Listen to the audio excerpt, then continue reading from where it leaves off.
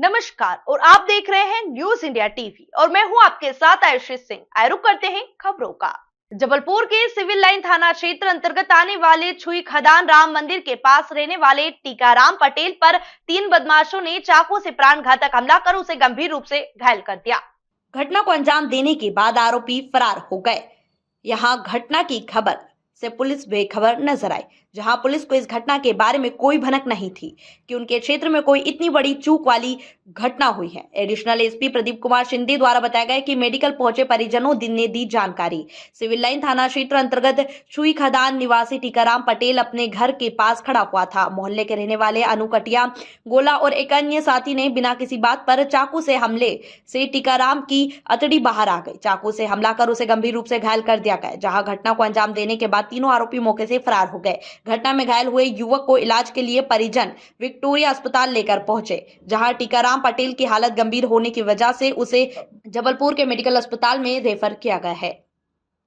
जी क्या हुआ था आपके बेटे के साथ? किसने चाकू मारा? अबे ऊपर के रहे सर, हम नहीं जानते हैं, बच्चा जानता है। उन्हीं ने चाकू मारी 3 जन ने और मुश्किल हो रहे हैं। हाँ, तो पूरा घटना के नाम कहाँ रहती हो आप? हम छुई खदान में रहते हैं, वहीं बरगज का झाड़ है, वहीं बैठा था। कौन सा थाना लगता है? Civil line. क्या हुआ था आपके बेटे के साथ? कुछ नहीं हुआ था, वो तो क्या था, हमारी कोई बात ही नहीं है। पता नहीं के ने दुश्मन हाई निकारी पिला के आके क्या करा हुआ। क्या हुआ उसके साथ? क्या लगा? अब पेट पकड़ के आया, चाकू मारी, पैर में लगा है, हाथ में लगा है। हाँ, तो पेट से कुछ बाहर आ गया? हाँ, ऐसा मांस जरा सी ऐसी निकली थी आते, और वो पकड़ के ऐसा लोटा रहा गली में, फिर लाए हम लोग ऑटो में। कहाँ लेके आए हैं? ये विक्टोरिया लाए, फिर वहाँ से उनने इसे भेज दिए मेडिकल में? हाँ, मेडिकल। आपका नाम? पाना भाई। आपका बेटे का? टीकाराम लोधी। कितनी उम्र है आपके बेटे की? वो है 27, 28 बच्चा है, 1 4 साल का। मैं पूछ लेता हूँ ना, वो तो तुरंत बता देंगे।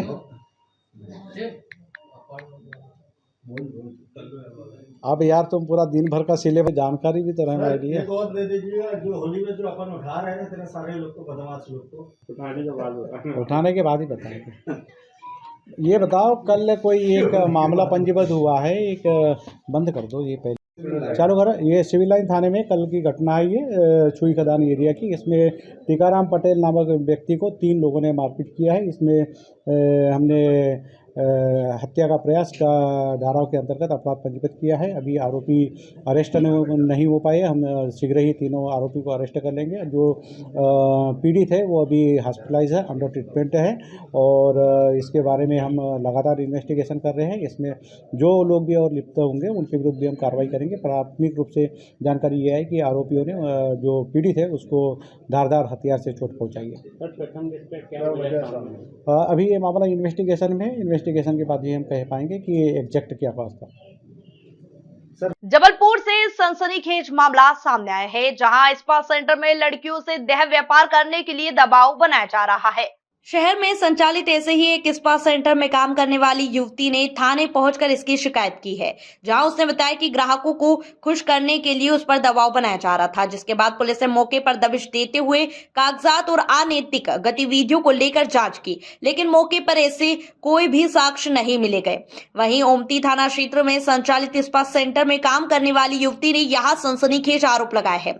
युवती असम के गुवाहाटी की रहने वाली है। पीड़ित के मुताबिक जब उसने अपने काम के सैलरी की मांग की गई तो उसे ग्राहकों के साथ सेक्स करने के लिए दबाव बनाया गया। हालांकि महिला नशे की हालत में थाने पहुंची थी। शिकायत के बाद पुलिस ने स्पा सेंटर में दबिश दी, पर दबिश के दौरान मौके पर किसी प्रकार की कोई अनैतिक गतिविधियां होती नहीं मिली। थाना प्रभारी राजपाल सिंह बघेल ने बताया कि बहरहाल मामले को जांच में लिया गया है।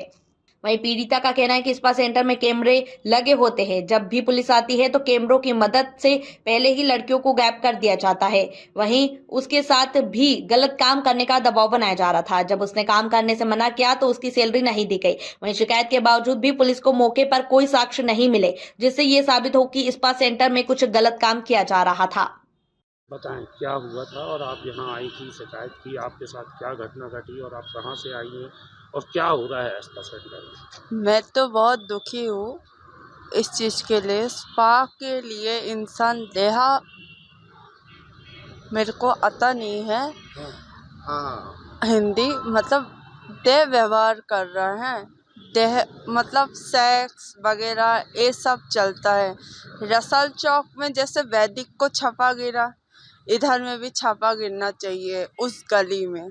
चौथा पुल नव भारत के सामने एक है एंजल टच, एक है रॉयल, एक है फेलेक्स और एक ऊपर वाला मेरे को पता नहीं है। तो रॉयल का बिल्डिंग में ही 3 स्पा है और हर गली में ऐसा होता है। मेरे को सैलरी से रखा था 20,000। जब मैंने देखा मैं तो काम नहीं करती हूँ, तब बोला है उन लोग ने तुम तो काम करके ही नहीं दे पाते हो तो तुमको काहे से मैं सैलरी दूंगा। इसके कारण मैंने पुलिस के पास तो आपसे क्या काम करने को कहते थे? वो गलत कार्य करवा रहे थे? गलत काम मतलब सेक्स वगैरह करो इसलिए। और कितना पैसा मिलता था? आपको नॉलेज है एक लड़की को कितना पैसा मिलता था? एक लड़की को पता नहीं है, एक लड़की को हो जाता था जो एक बेचारा इंसान पूरा महीना काम करके भी कमा नहीं पाता है, उसको मिल जाता शायद 10, 15, 20, मेरे को पता नहीं है। उन लोग बहुत खुश रहता था। आप कहाँ के रहने वाले हो? मैं असम गुवाहाटी नॉर्थ ईस्ट। और जिस स्पा में आप काम करते थे उस स्पा का ओनर कौन है? रोमा। तो आप मैं तो 1 हफ्ता हुआ, उसके पहले मैं रॉयल में काम किया, शरत है। तो रॉयल में क्या होता था? उधर में भी एक ही काम, सब जगह? हाँ तीनों स्पा में से हाँ गलत काम हाँ होता है, व्यवहार वाला काम होता है। तीनों स्पा नहीं, एंजल में भी ऐसा होता है। अच्छा, पुलिस जो चेक करती थी आपके सामने भी कभी रेड पड़ी पुलिस की? पुलिस आने के पहले ही तो कैमरा लगा के रखता है, वो इधर से लेके वो 20 सड़क में पुलिस आने के पहले ही सब गायब कर देता है। तो अभी आप थाने आए हो तो थाने में क्या हुआ? थाने में मैं अभी आए तो थाने वाला ने अच्छा से रिएक्शन लिया है। तो सुनवाई हुई आपकी अभी कुछ?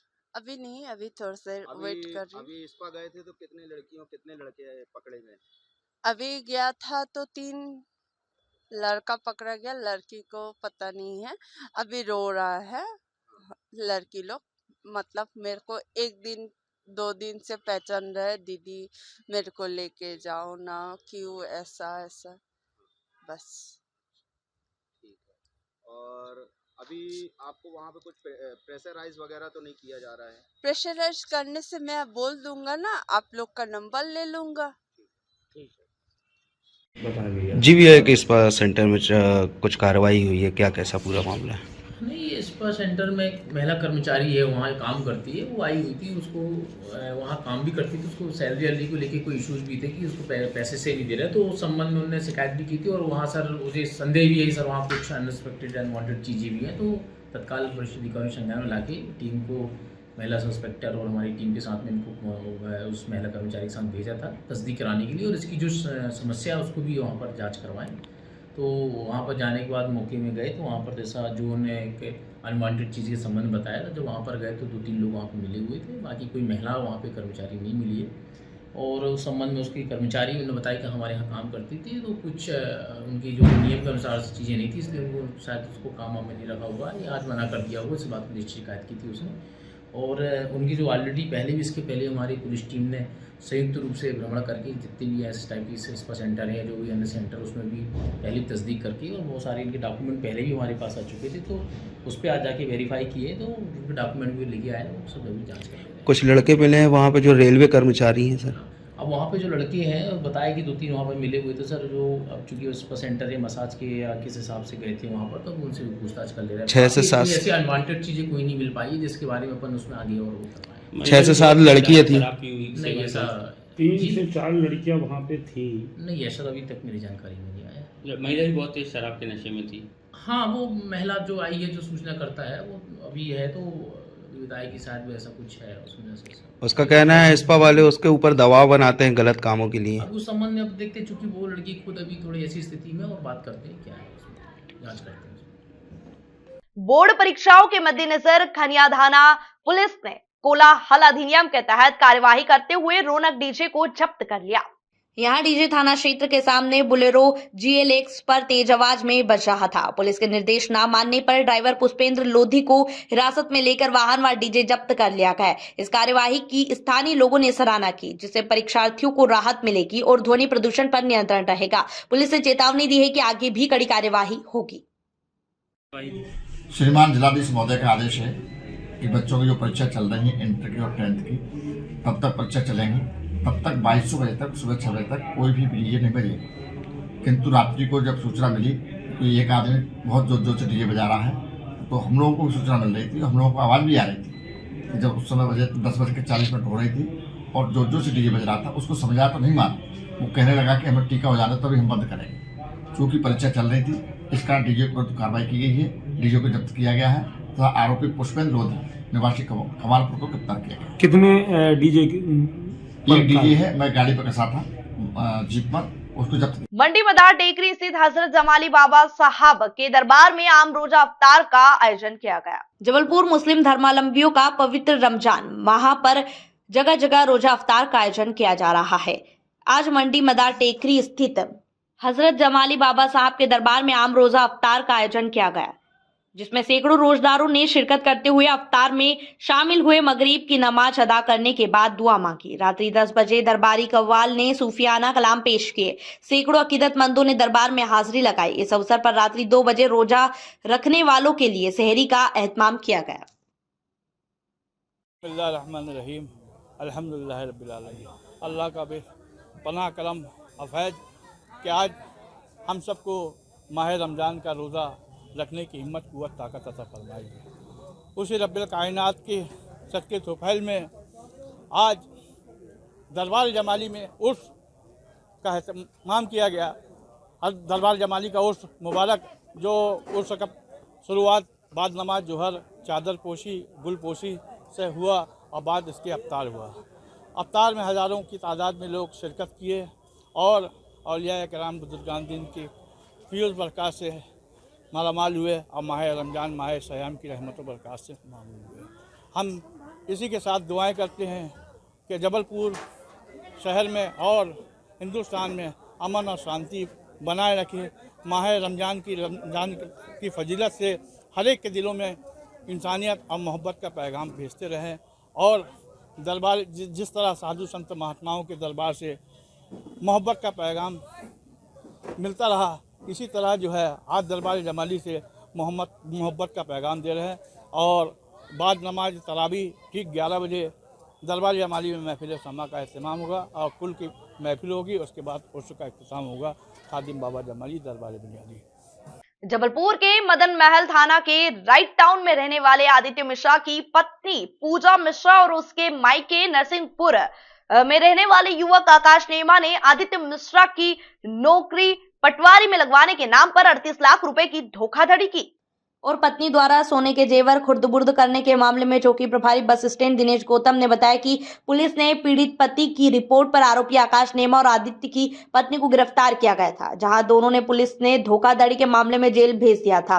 वहीं प्रकरण में जांच के दौरान पुलिस ने न्यायालय से आरोपी आकाश नेमा की रिमांड मांगी गई थी। वहीं कोर्ट से मिली रिमांड के दौरान पुलिस ने आरोपी आकाश नेमा को उसके गांव नरसिंहपुर ले जाया गया, जहां आदित्य द्वारा दिए गए पत्नी के जेवर को पुलिस ने आरोपी आकाश नेमा के घर से 11 तोला सोना करीब 8 लाख का जब्त किया। वहीं 290 ग्राम सोना आरोपी द्वारा फाइनेंस कंपनी में रख दिया गया, जहां पुलिस ने उक्त सोने की जब्ती के लिए न्यायालय के समक्ष रिपोर्ट पेश की है। बड़ा सनसनीखेज मामला था, उसमें क्या निकला के आया जो रिमांड ले गए थे? आरोपी आकाश नेमा है, उसको ज्वेलरी बरामदगी के लिए हमने पुलिस रिमांड की अवधि 1 दिवस की प्राप्त की थी माननीय न्यायालय से, और रिमांड की अवधि प्राप्त करने के पश्चात आज केंद्रीय कारागार जबलपुर से उसको लेकर बरामदगी हेतु नरसिंहपुर गए हुए थे। उसकी निशानदेही पर ज्वेलरी शॉप से 110 ग्राम करीबन 11 तोला लगभग ज्वेलरी, इसमें 6 सोने के कंगन और एक मंगलसूत्र बरामदगी की गई। ये लगभग कितने का होगा पूरा? ये इसका वजन लगभग 110 ग्राम है और 11 तोला है। ये रिमांड खत्म हो गई? हाँ, रिमांड अवधि खत्म हो गई है और भी इसके संबंध में प्रकरण के संबंध में जो दस्तावेजी साक्ष्य संकलित किए जा रहे हैं। 290 ग्राम की मात्रा बजाज फाइनेंस शाखा में रखी हुई है, जिसको प्राप्त किए जाने के लिए न्यायालय से आदेश प्राप्त कर बजाज फाइनेंस शाखा में गया हुआ था, जो आगामी दिनांक को बजाज फाइनेंस द्वारा प्रस्तुत किया जाएगा। आपका शुभ नाम और पद? दिनेश गौतम, चौकी बड़ी बस स्टैंड। फर्जी दस्तावेजों से नौकरी कर रहे 5 शिक्षक गिरफ्तार, डीएम-एसपी के निर्देश पर कार्यवाही, बीएसए ने किया बर्खास्त। श्रीवस्ती में फर्जी दस्तावेजों के आधार पर नौकरी कर रहे 5 शिक्षकों को पुलिस ने गिरफ्तार किया है। विभागीय जांच में इन शिक्षकों के फर्जी दस्तावेज मिलने के बाद बेसिक शिक्षा अधिकारी ने 4 मार्च को इन्हें बर्खास्त कर दिया था। वहीं शिक्षकों में एक 2013 जबकि शेष 2017 से फर्जी तरीके से नौकरी कर रहे थे। खंड शिक्षा अधिकारी हरिहरपुर, रानी, जमुनाहा और सिरसिया की शिकायत पर 5 मार्च को मामला दर्ज किया गया। पकड़े गए शिक्षकों में कानपुर देहात के आलोक कुमार गुप्ता उर्फ किशन गुप्ता, कानपुर नगर के प्रदीप कुमार, कानपुर देहात के जितेंद्र सिंह, बस्ती के उमेश कुमार मिश्र और कानपुर देहात के सुशील कुमार शामिल है। नगर पालिका करेली के पानी की टंकी के भूमि पूजन में की गई थी। नगर पालिका अध्यक्ष श्रीमती सुशीला ममार जी के पुत्र संदीप ममार द्वारा टांटिक बाजी की गई और उसके बाद अभद्रता भी की गई। श्रीमती सुशीला ममार जी हमेशा नगर पालिका के कार्यक्रम में बहुत कम आती है। हमेशा नगर पालिका में एवं नगर पालिका के बाहर समस्त कार्यक्रम में अध्यक्ष पुत्र संदीप ममार का आना जाना रहता है। अध्यक्ष पुत्र के अभद्र व्यवहार के कारण मुझे कार्यक्रम में आने जाने में भय बना रहता है। मैंने इसकी शिकायत सीएमओ श्रीकांत पाटर करेली को पत्र देकर की है, जिसमें सीएमओ द्वारा अध्यक्ष पुत्र संदीप ममार का आना जाना बंद नहीं कर पा रहे हैं। इसके पहले सीएमओ सुश्री पूजा बुनकर थी, जिन्होंने अध्यक्ष पुत्र संदीप ममार का नगर पालिका में आना जाना पूर्णतः बंद कर दिया था। मैंने रोड नालियों एवं अन्य कार्यों के भ्रष्टाचार की शिकायत करती हूँ तो सिर्फ अध्यक्ष पुत्र संदीप ममार को दिक्कत होती है। माननीय मुख्यमंत्री जी, आपसे विनम्र अनुरोध है कि अध्यक्ष पुत्र संदीप ममार का करेली नगर पालिका के अंदर एवं नगर पालिका के सभी कार्यों में आना जाना पूर्णतः बंद हो। ग्वालियर के लाल टिपारा पर स्थित नगर निगम की आदर्श गौशाला में गुरुवार दोपहर 3 बजे शॉर्ट सर्किट के चलते आग लग गई। यहाँ पर भूसी से बने हुए सोफे, कुर्सियां और मंच बना हुआ था। आग लगते ही गौशाला का स्टाफ सक्रिय हुआ और अपने स्तर पर काफी हद तक आग बुझा ली। फोन पर सूचना मिलने के लगभग 20 मिनट बाद फायर ब्रिगेड मौके पर पहुंची और पानी डालकर आग पर पूरी तरह काबू कर लिया गया। आग से किसी भी तरह के गोवंश या किसी भी व्यक्ति की कोई हानि नहीं हुई है। गौशाला में लगी हुई आग से अभी नुकसान का आकलन नहीं हुआ है। गौरतलब है कि आदर्श गौशाला में 10,000 गोवंश रहता है। यहाँ गौशाला पूरे देश के लिए रोल मॉडल बन चुकी है। यहाँ बायो सीएनजी गैस प्लांट लगा हुआ है, जिसका उद्घाटन प्रधानमंत्री नरेंद्र मोदी द्वारा किया गया है। इस आग के बाद बायो सीएनजी गैस प्लांट के लिए सुरक्षा व्यवस्था पुख्ता करने की आवश्यकता महसूस की जाने लगी है। जबलपुर के शारदा चौक में कांग्रेसी कार्यकर्ताओं ने मध्य प्रदेश के मंत्री प्रहलाद पटेल के विरोध में प्रदर्शन करते हुए पुतला फूंका और जमकर नारेबाजी की। दरअसल हाल ही में एक मंच में मंत्री प्रहलाद पटेल को सभा के दौरान एक ज्ञापन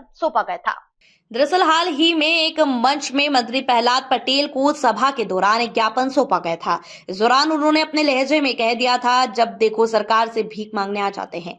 वहीं इस बात को लेकर राजनीति गर्मा गई, जिसको लेकर कांग्रेसी कार्यकर्ताओं ने मध्य प्रदेश में कई जगह प्रदर्शन किया। इसी कड़ी में शारदा चौक में भी प्रदर्शन कर मंत्री प्रहलाद पटेल का पुतला जलाया गया, जहां कांग्रेसी कार्यकर्ताओं ने कहा कि जिस जनता ने अपने वोट से प्रहलाद पटेल को मंत्री बनाया, वहीं मंत्री जनता को भिखारी कह रहे हैं। इससे साफ पता चलता है कि भाजपा की विचारधारा और मानसिकता जनता के प्रति क्या है। वहीं मंत्री प्रहलाद पटेल जनता से माफी मांगे, अगर वह माफी नहीं मांगते हैं तो उसी जनता के साथ मिलकर कांग्रेसी कार्यकर्ता उग्र आंदोलन करेंगे। पंचायत विकास मंत्री प्रहलाद पटेल जी के द्वारा जो जनता को भिखारी बोला गया है, हम लोग उसका घोर विरोध करते हैं। जगह जगह कांग्रेस पार्टी हर चौराहे पर, हर बस्ती में जाकर के उनका पुतला जलाएगी। जब तक वो माफ़ी नहीं मांगेंगे, हम लोग उनके इस्तीफे की मांग करते रहेंगे। मोहन यादव के मंत्री लगातार जनता को कुछ भी बोल रहे हैं, बेकारी बोल रहे हैं, अनर्गल बातों का प्रयोग कर रहे हैं। हम इन सबका घोर विरोध करते हैं। कांग्रेस पार्टी निरंतर जनता की आवाज़ उठाती रहेगी और आगे अगर कोई मंत्री ऐसी बात करता रहेगा तो हम लोग भी उनका विरोध करते रहेंगे। विपक्ष की भूमिका हम लगातार निभाते हैं और निभाते रहेंगे। जनता की बातों को उठाते रहेंगे। अभिषेक पाठक। निरंतर देखा जा रहा मध्य प्रदेश के अंदर भारतीय जनता पार्टी के वरिष्ठ नेताओं के द्वारा उनकी विचारधारा और उनकी मानसिकता जनता के प्रति जो है वो स्पष्ट रूप से ये मंच, खुले मंचों से अब बोलने लगे।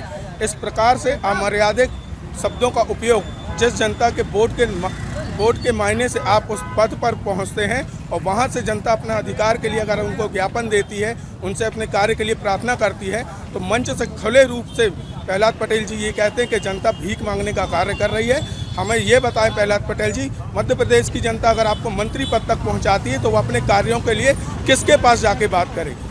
अब तो ये बात कांग्रेस पार्टी पूर्णतः इनके विरोध में हम कार्यक्रम कर रहे हैं, पुतले दहन कर रहे हैं, लेकिन आम जनमानस को भी इस चीज़ को हमें याद रखना होगा कि हमारा वोट हम किस व्यक्ति को दे रहे हैं, किस पार्टी को दे रहे हैं और उस पार्टी की विचारधारा हम जनमानस के लिए कैसी है।